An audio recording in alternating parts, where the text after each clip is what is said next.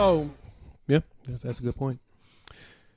With that, speaking of teams that seem like they've just kind of thrown in the towel and they're completely done, the Dallas Cowboys took a massive L on Sunday Night Football. I told you I didn't want to watch that game, and I watched all of it, and I wish I could get back those 3 hours that I wasted on that. You were excited about that. Don't give me that shaking your head face, Jimmy. You were like, oh, no, this is going to be great. We're going to be able to clown and go. And it wasn't even worth dogging them as much as I wanted to. So the Cowboys lost to the Eagles. What was that score? 23-9.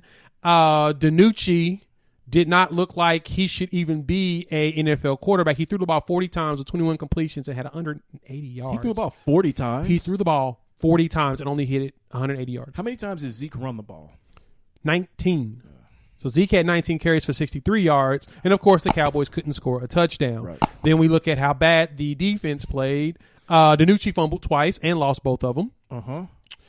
Now, the defense didn't play poorly because they got 4 turnovers off Wentz. They did. 2 interceptions, 2 fumbles, which shows you just how horrible the offense played in that game. Agreed. And so for that, let me retract. I was wrong on that. Yes, the defense did do enough of their part. Mm-hmm. And this goes even towards the Patriots situation. Mm-hmm. The offense needs to help the defense, and the defense needs to help the offense. The way that the offense helps the defense is by running long drives. The way the defense helps the offense is to take the ball away as soon as possible or stop their drive so the offense can have long drives. Right. But you can't do it if no one believes your quarterback is worth it. Like, you can't.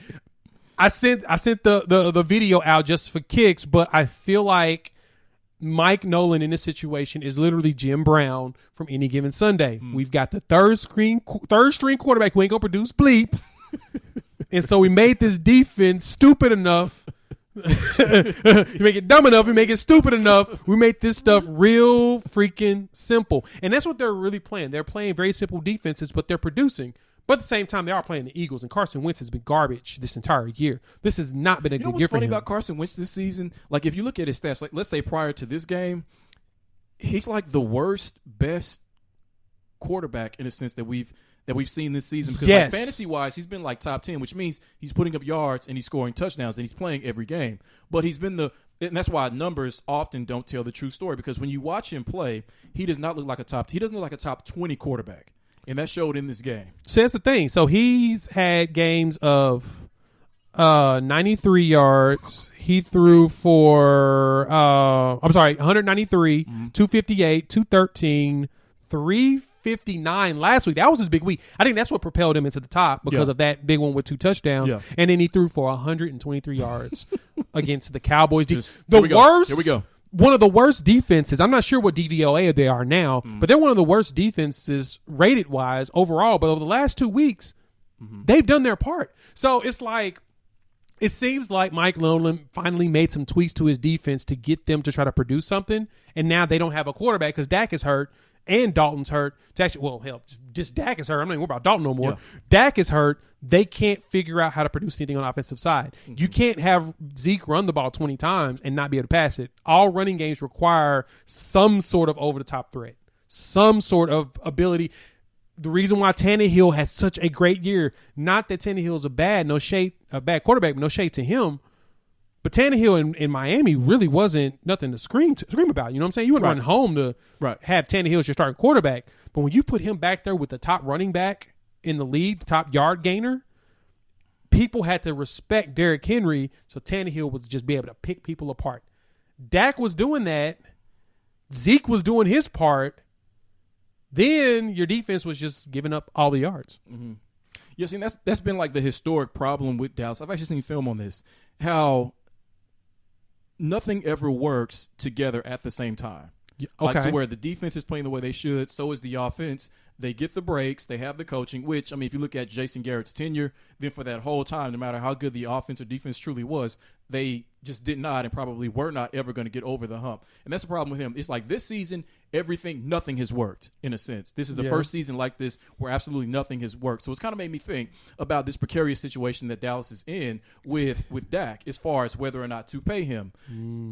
Given the way the situation looks, given that you were on the brink of potentially needing a rebuild to trade or sell off spare parts for more draft picks. They've already done some wheeling and dealing last week. Right. Dallas has. So it kind of makes me think, should they bring Dak back and pay him? Or given what their record is and how worse it's probably going to get, should they look to position themselves to draft one of the top 3 quarterbacks coming out next year? So what would you do? Like, if you're don't pretend like you're Jerry Jones, but just pretend like you're just the GM doing your job, taking an honest, objective look at this situation. What would you say to Jerry or to any owner in this situation? Do you want to have to rebuild your team for 3 years? That's your question. If you don't pay Dak and you draft one of these top quarterbacks, that's what you're going to be doing, because your offensive line is not going to get any better unless you go find some players. Right. So to me, their smartest move is, if they do tank it out for the year, linemen. Continue to build that. That's the one thing that Dallas has always done, and I've commended them and the Raiders over the years, is they've always focused on good line play. If you have a solid offensive line, if that's the foundation on the offense, in which the problem on the defensive side is they don't have pass rushers, basically, you have a solid line, the rest of it will work itself out. But they have to figure out the defensive side and a more creative coordinator in the future. I can give them props for this game, but they also played the Eagles. And like I said, Wentz has been terrible this year, so this is really tough for me to give them too many props. But at the same time, you need to get better line play. And your line has been hurt for all the season. There's not much you can do about it. So